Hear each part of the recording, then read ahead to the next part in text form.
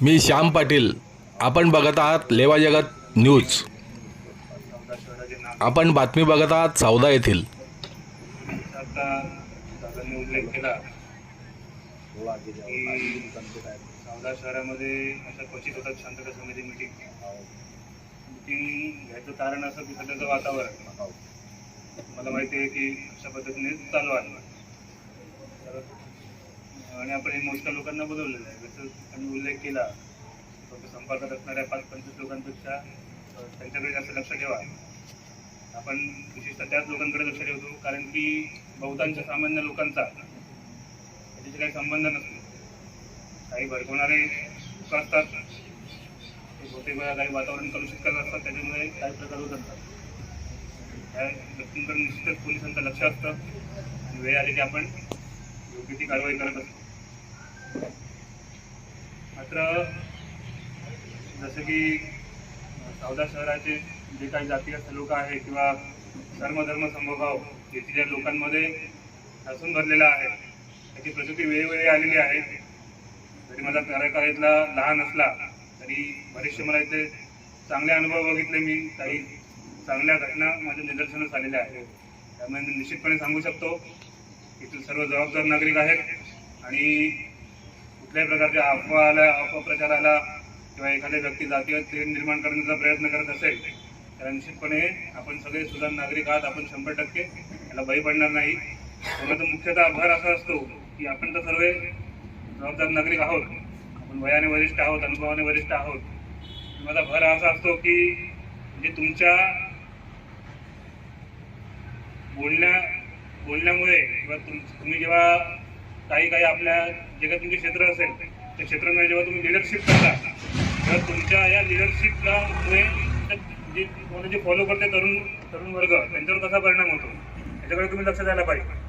की आपण कुठल्या या तरुणांमध्ये काही चुकीचे द्वेषाचे विष पेरतोय का, किंवा काही त्यांच्यामध्ये कुठली तेढ निर्माण करतोय का, किंवा एखादं आपल्या वागण्यात एखादं काही जाती आहे त्यांच्यामध्ये भिन्न झालं असं काही करतोय का. तर असं या लिडरची जबाबदारी आहे. निश्चितपणे आपण तरुणांना चांगलेच मार्गदर्शन करता ही मी 100% मला खात्री आहे. कारण की जे तरुण आहेत ते उद्याचे नागरिक आहेत. उद्या जे काही लिडरशिप चालवले तो त्यांच्याकडे येणार आहे. समजा आपण विचार केला की समजा असे जे काही जरी अशी तरुण तयार झाले ज्यांच्यामध्ये असं जे काही जातीय तेढ आहे किंवा इतर दुसरे काही विषारी भावना असते ती एकदम उत्स्फूर्त भरली, या लोकांकडे लिडरशिप गेली तर निश्चितच ते समाजासाठी मारक आहे. नाही तर त्रास सगळ्यांना होतो. एखादी काही घटना घडली, एखादं काही चुकून एखादं जातीय अशा तणावाची घटना झाली, एखादी काही प्रकार घडला, त्याच्यानंतर मग जो काही पुढची जी ॲक्शन होते त्याच्यामध्ये मग ती ॲक्शन मग सगळ्यांना मग त्रासदायक ठरते. काही तरुणांचं गुन्हे वगैरे दाखल झाले समजा, मग पुढे त्यांच्या नोकऱ्यांमध्ये प्रॉब्लेम, इतर काही जो क्रिमिनल जो काही आपला शिक्का बसतो तो काही वेगळा. त्यामुळे अशा घटना टाळण्यासाठी आपला भर असतो. आणि त्यामुळे तुम्हाला सगळ्यांना आज शांतता कमिटी मिटिंगला बोलवले आहे. सगळे जे काही प्रतिष्ठित नागरिक आहेत, सगळे जबाबदार लिडर्स आहेत, सगळे एकदम जे काही आपले एक समाज आपला तुम्ही बांधून ठेवता, त्यामुळे आपण महत्त्वाच्या व्यक्तींना बोलवले आहे. आणि याच्यातनं माझी हीच अपेक्षा आहे की आपण निश्चितपणे जे काही येणारा काळ आहे त्यामुळे आपण शांतता 100% आपण ठेवणार आणि कुठल्या प्रकारचे घडणार नाही. परवा हायस्कूलला सुद्धा एक शांतता कमिटीचा कार्यक्रम झाला. तिथे पण असेच सर्व प्रतिष्ठित नागरिक आले होते, सगळ्या धर्माचे होते. त्यांनी निश्चितच त्याला सगळ्यांना जे काही चाललं आहे त्याला सगळ्यांना विरोधच केला आणि त्यांनी स्वतःची जबाबदारी सुद्धा त्यांनी अधोरेखित केली आणि एक संदेश सुद्धा दिला एकतेचा, की आपण कसे सर्वधर्मीय देशाचे नागरिक आहोत आणि सर्व धर्म समभाव हा आपला या देशाचा पाया आहे आणि त्याला आम्ही पाईक आहोत आणि आम्ही तो 100% अखंडित ठेवणार. त्याच्यामध्ये एक सुंदर असं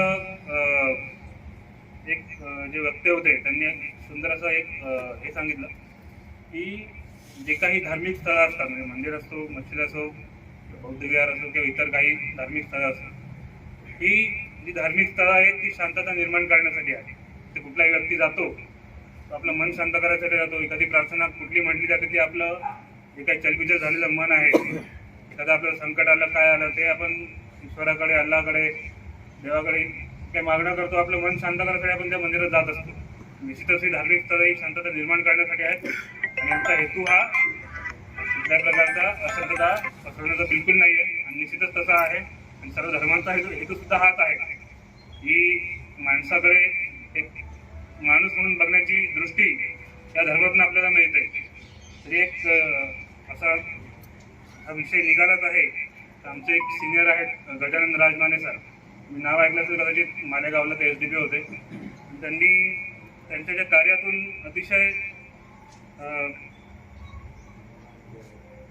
एक म्हणतात एक जातीय सलोखा कसा राखला जातो हे त्यांनी उदाहरणासह दाखवून दिले. त्यांच्या कार्यकालामध्ये मालेगाव सारख्या ठिकाणी शांतता तर नांदलीच आणि विविध धर्मीय सुद्धा एकत्र तिथे राहिले. त्यांनी एक कविता लिहिली आहे. कवितेचं नाव आहे कोई धर्म नाही होता. कविता या क्षणी मला तर म्हणून दाखवावीच वाटते. कवितेचं नाव आहे कोई धर्म नहीं होता. कोई धर्म नहीं होता, उगने वाले सूरज का कोई धर्म नहीं होता, उगने वाले फसल का कोई धर्म नहीं होता, हिंदू हो या उर्दू भाषा का कोई धर्म नहीं होता, ब्लड बैंक में इकट्ठे किए हुए बोतलों का कोई धर्म नहीं होता, मंदिर मस्जिद में पत्थरों से बने हुए दीवारों का कोई धर्म नहीं होता, हिंदू ने उगाए हुए चावल या कोई मुस्लिम भाई ने बुनाए हुए कपड़ों का कोई धर्म नहीं होता, दिवाली या ईद में बेचे खुशबूदार अतरों का कोई धर्म नहीं होता, अजान में निकले पाक शब्दों का या आरती से निकले स्वरों का कोई धर्म नहीं होता, अरबी समुद्र या हिंदी महासागर में भरे हुए पानी का कोई धर्म नहीं होता, सत्यता और सब्र जैसे मानवीय मूल्यों का कोई धर्म नहीं होता, सत्यता और सब्र जैसे मानवीय मूल्यों का कोई धर्म नहीं होता, पूरब से हो या पश्चिम से बहती हवा का कोई धर्म नहीं होता, अनाथ आश्रमों में पल रहे हिंदू या मुस्लिम रूहानी बच्चों का कोई धर्म नहीं होता, मिट्टी में मिल जाने वाले इस जिस्म को धर्म के नाम पे मत मिलाओ मिट्टी में, क्योंकि इस मिट्टी का भी कोई धर्म नहीं होता। और आखिरी लाइन उन्होंने ये कही है कि हर धर्म की हिफाजत करने वाले इस खाकी वर्दी का भी कोई धर्म नहीं होता। ये सगळ्या कविता सांगून माझे जे काही भाषण आहे त्यातनं निश्चितच जो काही आम्हाला सांगायचा मेसेज मला 100% पोहोचला आणि मला खात्री आहे तुम्ही हा मेसेज जो सलोख्याचा मेसेज आहे तुम्ही सर्व आपल्या सावध्या वासियांकडे तसेच आपल्या मित्रमंडळींकडे पोहोचवाल अशी मला आशा आहे. एवढे बोलून माझे 2 शब्द थांबवतो. धन्यवाद. परिसरामध्ये गालबोट लागलेलं नाही हे संपूर्ण श्रेय आदरणीय श्री देवीदासजी इंगोले साहेब त्यांची टीम व आपल्या तमाम जे समाजामध्ये विरोध आपण मिळवतो या सर्वांचं ते श्रेय आहे असं मला या प्रसंगी वाटतं. नाहीतर मित्र कायदे तर अनेक आहे. आपण बसावं कसं, थुंकावं कुठे, खोकलावं कुठे यासाठी सुद्धा कायदे आहे. परंतु मित्र या संपूर्ण प्रक्रियेमध्ये एक समाज सुरळीत चालावा यासाठी एक सुवर्ण मध्य साधला जातो. कायदा आणि समाज या दोघांमध्ये सुवर्ण मध्य साधला जातो आणि त्यातून हा समाज चाकोरीबद्ध चालत असतो.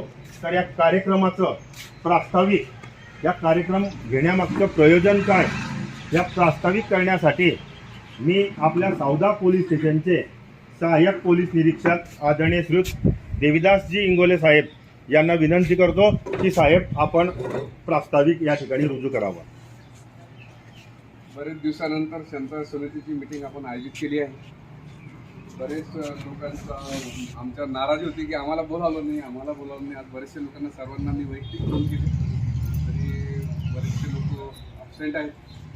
तरी जे शांतता प्रिय लोक आहेत ज्यांना शांतता हवी आहे गावातील सन्माननीय नागरिक माझ्या शब्दाला मान दिलेले सर्व प्रतिष्ठित आमच्या महिला भगिनी, आजची शांतता समितीचे अध्यक्ष आपले SDPO साहेब होते परंतु काही कारणामुळे येऊ शकले नाही. आहेत ऑन मी आहेत, आले तर येतीलच आपल्याला मार्गदर्शन करण्याकरता.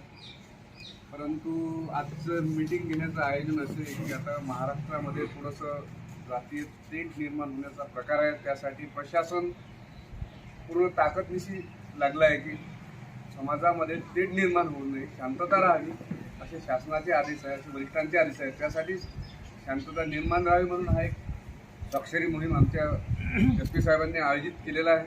या कार्यक्रमाला आपल्या गावाने खूप भरभरून प्रतिसाद दिला आहे. माझ्याकडे 5,000 सह्यांचे अशी बोर्ड आहे.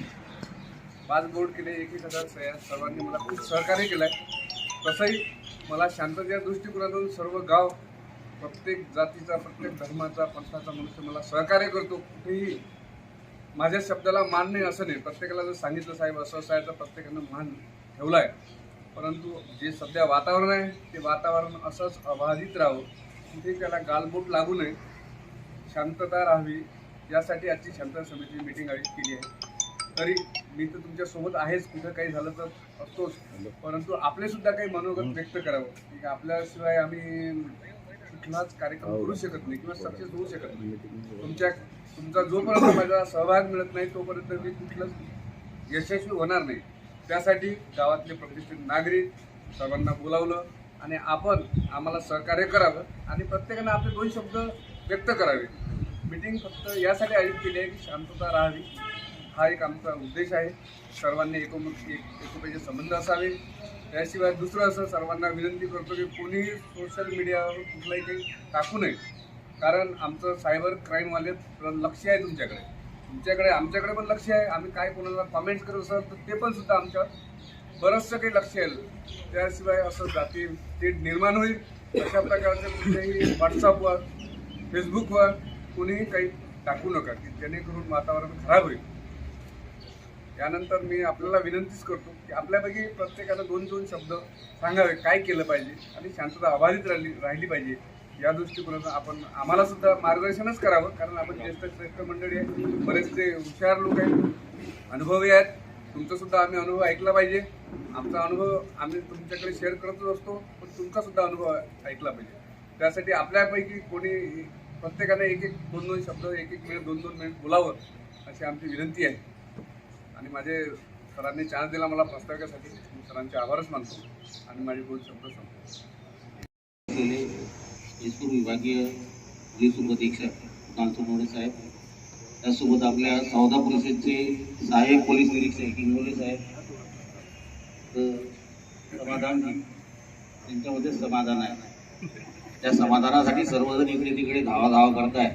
ते समाधान गायकवाड साहेब उपस्थित या शहराच्या लोकनियुक्त अध्यक्षा आणि दादा येवले, सर्व सन्मान्य नगरसेवक पदाधिकारी, विविध पक्षाचे कार्यकर्ते, साहेबांचा दुपारी फोन आला. मला वाटतं पहिलीच वेळ असेल मी एका मीटिंगमध्ये इथे आलो आहे. कारण या गावातली शांतता ही कायम नांदत असते, म्हणून शांतता समितीची मीटिंग व्हावी असं मला तरी काही वाटत नाही आणि तसं जाणवलंही नाही. पोलीस स्टेशनकडे आपलं येणं जाणं फारसं कमीच आहे. तुम्ही आले त्या दिवसापासून 2-3 वेळा मी माझ्या खाजगी प्रॉब्लेमसाठी आलो. आपल्याला ती सवय पडली मागे धावायचं, काहीतरी वेगळं कानात बोलायचं, त्याच्यासाठी यायचं. सर्व शांतता ऑलवेज वेल. म्हणून जेव्हा वेळेला साहेबांचा फोन आला, शांतता समितीची बैठक आहे, तेव्हा म्हटलं काही आवश्यकता वाटत नाही म्हणे घ्यावी लागणार आहे. देशात म्हणजे राज्यात अशी परिस्थिती निर्माण झाली, देशात अशी झाली, म्हटलं ते कुठे कशी झाली तर माझ्या शहरामध्ये शांतता आहे आणि इथला प्रत्येक नागरिक ही शांतता अशीच अबाधित राहो म्हणून सातत्याने प्रयत्न करतो. त्यामुळे तुम्ही जास्त काही लोड घेऊ नका. राहिला विषय भोंग्यांचा, आता हे राजकीय व्यासपीठ नाही आहे.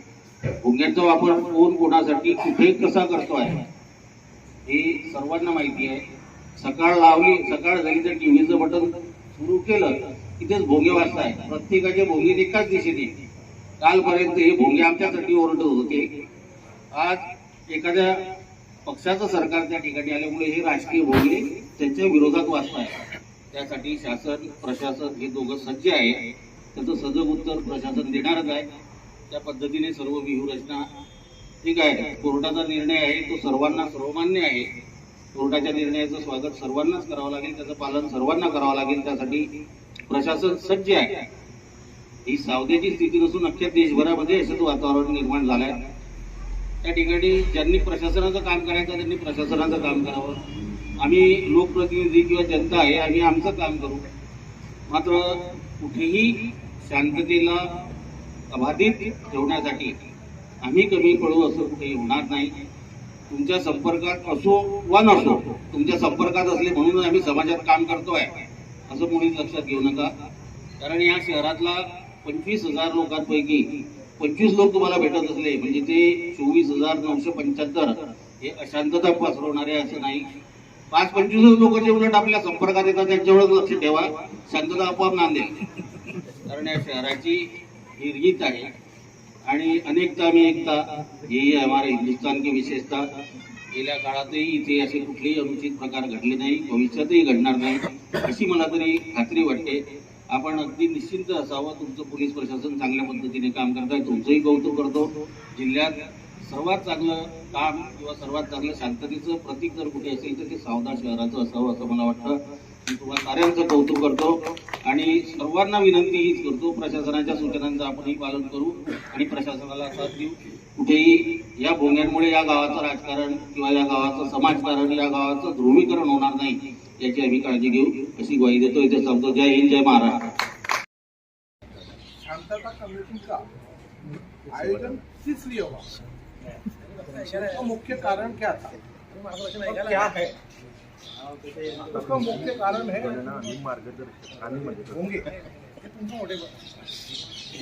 भोगे बंदी के ऊपर जो पूरे इंडिया, पूरे भारत के अंदर एक हाहाकार मचा हुआ है.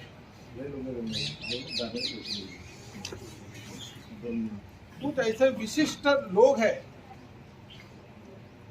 चाहे वो कोई भी जाति धर्म में है,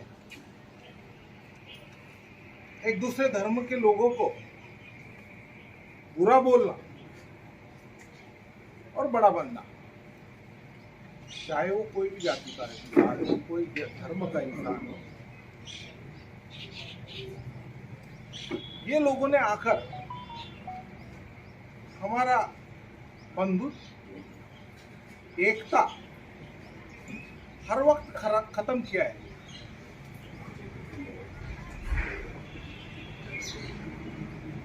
हम लोग ऐसे लोगों का सबसे पहले हम लोग निषेध करते हैं कि हर वक्त ये अपने बड़ा बनने के लिए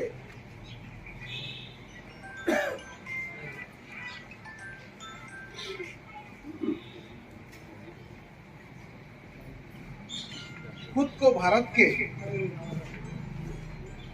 राजनीति में अपने आप को बड़ा साबित करने के लिए इन्होंने दो जातियों में भेद निर्माण किया. ऐसे लोगों का कुछ देर के लिए भाइयों की अच्छा लगता है, अच्छा बोला, काफी दिन से ये होना चाहिए था, लेकिन कुछ दिन बाद में उसके बुरे असरात लोगों की प्रतिक्रिया के माध्यम से हम लोग को पता चलते हैं. दो पल की खुशी होती है, लेकिन गम काफी वर्षों का होता है.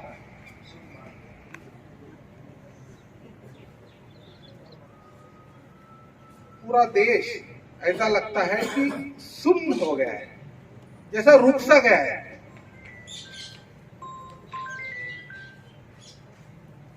पूरे देशों की आबादी अगर देखा जाए और उसमें हिंदुस्तान की आबादी अगर देखा जाए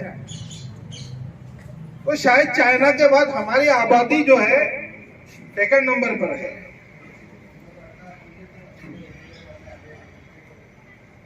इस देश के अंदर हम लोग जो पूजा अर्चना अलग अलग तरीके से हम अपने अपने धर्मों का जिस तरीके से जो तरीका है उस तरीके पे हम लोग चलते हैं, उसका ही कारण है कि हमारे देश के अंदर सुख समृद्धि छाई हुई है. अगर ये सब बंद हो जाए, सहारा अगर देखा जाए तो सहारी केंद्र बिंदू अगर जाता है तो आखरी पे कहा जाता है की शेवटी देवच आहे, पर्यायच नाही देवाशिवाय. आपण आपल्या परीनं एक दुसऱ्याला ज्या प्रकारे मदत करत असतो आणि त्या मदतीमध्ये कुठंतरी आपल्याला श्रेय भेटत नसतो किंवा तेव्हा आपल्याला कळतं की नाही आता देवच वाचले, त्याच्या व्यतिरिक्त काहीच होऊ शकत नाही. फिर हम लोग ये जो देख रहे हैं पूरे देश के अंदर,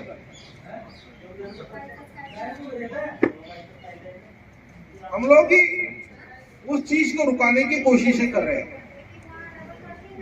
जिस टाइम में सावदा के अंदर एक राइट हुआ था साहेब, त्यावेळेला पूर्ण मस्जिदीमध्ये, पूर्ण मंदिरामध्ये पूर्ण पूजा अर्चना 3 दिवसापर्यंत बंद केली गेली. सर्व लोक त्या ठिकाणी कर्फ्यू ऑर्डर होती. त्या निमित्त कोणी कुठल्या मंदिरचा घंटा वाजला नाही किंवा मंदिर एखादी मस्जिदवरून कुठेही अजान दिली गेली नाही. पूर्ण गाव असा स्तब्ध झालेला होता. असं होईल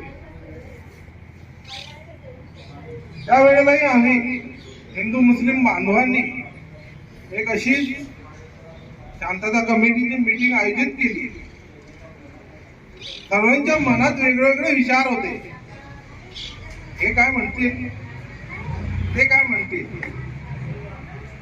त्या विचाराच्या माध्यमातून सर्व काही नीट होताना दिसतो. एक दुसऱ्याला आपण घाबरत होतो, काहीच करायचं नाही, आम्हाला गाव सांभाळायचंय.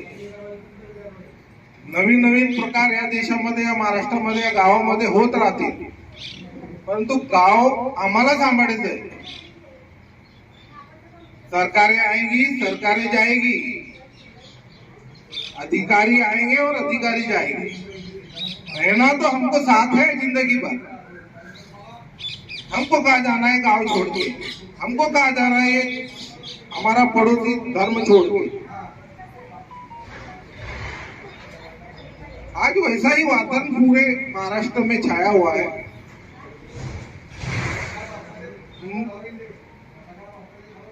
मस्जिदों के अजान ऊपर से अजान तो बंद हो गई, लेकिन मंदिरों के ऊपर से भी जो अर्चना थी, जो अलग अलग टाइप के भजन होते थे, वो भी बंद हो गए.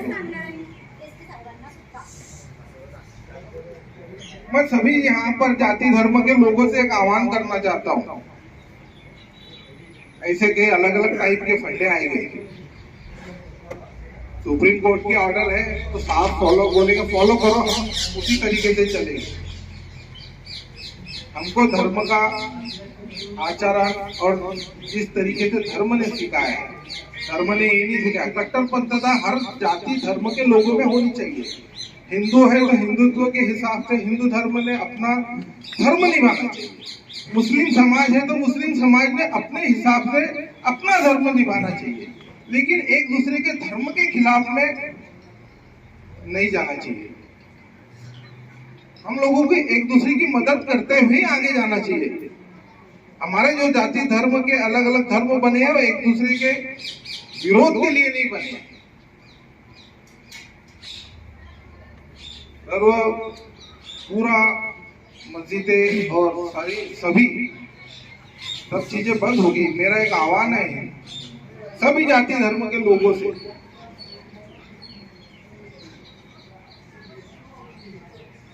आपके मंदिर है शुरू करो.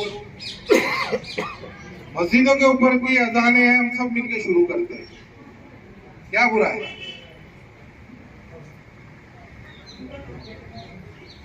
क्या इसके पहले साहब से मेरी बातचीत हुई थी. आप बोले अब सुप्रीम कोर्ट का ऑर्डर है, मुझे तो फॉलो करना है, लेकिन निभाना आपको है. तुकाराम महाराज म्हणतात एकमेकाचं सहाय्य करू अवघे धरू शिकवून. याच्या काही ओळी येतात किंवा शाळेमध्ये शिकवल्या जातात. मला डॉक्टर बाबासाहेब आंबेडकरांचं एक स्पीच आठवते की राज्यघटना लिहिल्यानंतर संविधानाची प्रस्ताविका तयार करायची. ही प्रास्ताविका सादर करताना देशातली जी मोठी मोठी नेते होते त्यांचं प्रत्येकाचं म्हणणं होतं की सुरुवात कोणत्या शब्दाने करा, सुरुवात कोणत्या शब्दाने करा. प्रत्येकाने सांगितलं, जे मुस्लिम नेते होते त्यांनी सांगितलं अल्लाच्या नावाने सुरुवात करा, हिंदूंनी सांगितलं रामाच्या नावाने सुरुवात करा. जे जे मोठे लीडर होऊन गेले त्यांनी त्यांचं मत त्या ठिकाणी व्यक्त केलं. डॉक्टर बाबासाहेब आंबेडकरांनी या देशाचा संपूर्ण भौगोलिक, प्रादेशिक, सांस्कृतिक या सर्व प्रकारचा अभ्यास केला आणि त्यातून एक तत्व बाहेर काढलं, अनेक कामे एकता. आपण म्हणतो अनेक कामे एकता. जाती, धर्म, लिंग, पंथ सर्व बाबींचा अभ्यास केला आणि म्हणूनच त्यांनी भारतीय राज्यघटनेमध्ये आर्टिकल 25, 26, 27, 28 हे जे 4 कलम आहेत हे या देशातील धर्माच्या लोकांना दिलेले आहेत, त्यांचा धार्मिक स्वातंत्र्याचा हक्क अबाधित राहण्यासाठी. जर आपण त्या आर्टिकलचं अवलोकन केलं तर आपल्या देशामध्ये दंगली होणार नाही, आपल्या देशामध्ये कधीच भोंगा अस्तित्वात येणार नाही, आपल्या देशामध्ये एकमेकांच्या धर्माविरुद्ध एलिगेशन करण्याचा प्रश्नच उद्भवणार नाही. आणि तेव्हा डॉक्टर बाबासाहेब आंबेडकरांनी हे सर्व सोडून देशाचा जो मुख्य घटक आहे तो आहे माणूस आणि त्या माणसाला केंद्रस्थानी ठेवलं. आणि आम्ही भारताचे लोक, आम्ही म्हणजे या देशातला प्रत्येक घटक, तो तळागाळातील असो, तो श्रीमंत असो, तो गरीब असो, तो कोणत्या जाती धर्माचा आहे हे त्या ठिकाणी महत्त्वाचं नसून तो माणूस आहे आणि तो या देशाचा नागरिक आहे. म्हणून we the people of India आहे. बाबासाहेब एवढ्यावरती सांगितलं नाही, त्यांनी स्वतःला सिद्ध केलं. जेव्हा बाबासाहेबांना प्रश्न उपस्थित झाला, बाबासाहेब तुम्ही काय आहेत, तुम्ही कोण आहात, मी बोलता आहात तुम्ही कोण आहात, नाही मी माणूस आहे आणि माणसासमेत मी प्रथमताही भारतीय आहे आणि अंतिमताही फक्त भारतीय आहे. आणि या भारतीय तत्वाची जेव्हा जेव्हा देशावरती भारतीय नेमकं कोण, आपल्या सावध्याने ही गोष्ट अनुभवलेली आहे. माझं वय कमी असेल, माझ्यापेक्षा ज्येष्ठ मंडळी आहे. जेव्हा मला आठवते 1999 देश कारगिल झालं होतं सर, तुम्ही प्रमुख होते. फक्त मला असं वाटत नाही की फक्त हिंदू धर्माचे लोकच त्या कारगिलच्या रॅलीमध्ये होते, कारण जेव्हा शहीद झाला तर तो शहीद हा हिंदू नव्हता, मुस्लिम नव्हता, तो भारतीय फौजेतून शहीद झालेला सैनिक होता आणि तो फक्त भारतीय होता. त्यासाठी या सावध्यातून फार मोठी रॅली काढण्यात आली. दुसरं उदाहरण आता लेटेस्ट 2 वर्षाचा कोरोनाचा महामारी आली, ऑक्सिजन मिळत नव्हता, त्यामुळे साहेबांचा जोशी साहेब होते, इंगळे साहेबांचं नुकतीच नियुक्ती झालेली होती. तर त्यावेळेस सुद्धा प्रवीण दादा आहे, श्याम पटेल आहे, यांनी परिसरातील प्रत्येक जाती धर्माच्या लोकांची, आता तेव्हा त्यांना जाती धर्म महत्वाचा नव्हता, तेव्हा त्यांना महत्वाची होती माणुसकी. आणि त्या माणुसकीच्या माध्यमातून ऑक्सिजन प्लांट इतर जेटी महाजनला कसा उभारला जाईल यासाठी निधी जमवला आणि या निधीमध्ये सर्वच जाती धर्माच्या लोकांनी भरभरून सहभाग केला. म्हणजे एक लक्षात घ्या कायमस्वरूपी, जेव्हा जेव्हा देशावरती, महाराष्ट्रावरती संकट येते तेव्हा कोणताच जाती धर्म नसतो, तेव्हा आजान पण नसते आणि प्रार्थना पण नसते, तेव्हा असतो फक्त माणूस. आणि हीच माणूस की कायम असू द्या. एवढंच बोलतो आणि थांबतो. जय हिंद, जय भारत, जय महाराष्ट्र. सांगितलं की बुवा स्वातंत्र्य सगळ्या गोष्टींवरती आहे, पण स्वैराचार व्हायला नको. तर तसंच बुवा पहिल्यापासून अशी अजान व्हायची, बुवा वर चढायचे, बुवा बोलायचे, तरी 1 किलोमीटरपर्यंत आवाज जात होता. आता काय व्हायला लागलं किंवा त्याचे आवाज इतके मोठमोठे व्हायला लागले, त्याच्यात ते काय इको साऊंड वगैरे बसायला लागले, त्याच्यामुळे ते जास्त जोरात वाटायला लागले. तर साधा पूर्वी कसं साधा एक स्पीकर असायचा, त्याच्यावरून आवाज सगळ्यांना राहत होता, भजनं कीर्तन सर्व चालायचं, त्याने चालायचं. पण तसं जर कमीत कमी हे झालं तर सगळ्यांना आनंदाची गोष्ट आणि लोकांची त्याच्यावरती हे आहे किंवा कमी आवाजात असलं तर फारच चांगलं. सुरू केली आहे. या उपक्रमाचं पोलीस प्रशासनाचं कौतुकच आहे. याच माध्यमातून मी विचार मांडून वैयक्तिक वाद हे आपल्याला मिळते. समाजातील प्रत्येक व्यक्तीने हे आपले वैयक्तिक वाद हे आपापसात मिटवले पाहिजे. नेहमी कसं होतं की जेव्हा दोन व्यक्तीमध्ये भांडणं होतात त्यावेळेस एक जण फोन करतो तर ते 10 जणांना बोलतात, दुसरा फोन करतो तो 10 जणांना बोलतो आणि त्यामुळे समाजात तेढ निर्माण होतात. तर असं न करता आपले वैयक्तिक वाद हे आपापसात मिटवले गेले पाहिजे. आणि दुसरा विषय असा की एक विषय तो सुप्रीम कोर्टाने जो निर्णय दिलेला आहे तर त्या निर्णयाचं सर्वांनी पालन करावं आणि जो कोणी पालन करणार नाही त्याच्यावरती कठोर कारवाई करण्यात येईल. लेवा जगत यूट्यूब चॅनलमध्ये आपलं स्वागत आहे. आपल्या परिसरातील ताज्या घडामोडी बघण्याकरता आमचे चॅनल सबस्क्राईब करा आणि आपल्या मोबाईलवर बघा ताज्या बातम्या व कमेंट करून प्रतिक्रिया जरूर कळवा. बघत रहा लेवा जगत. धन्यवाद.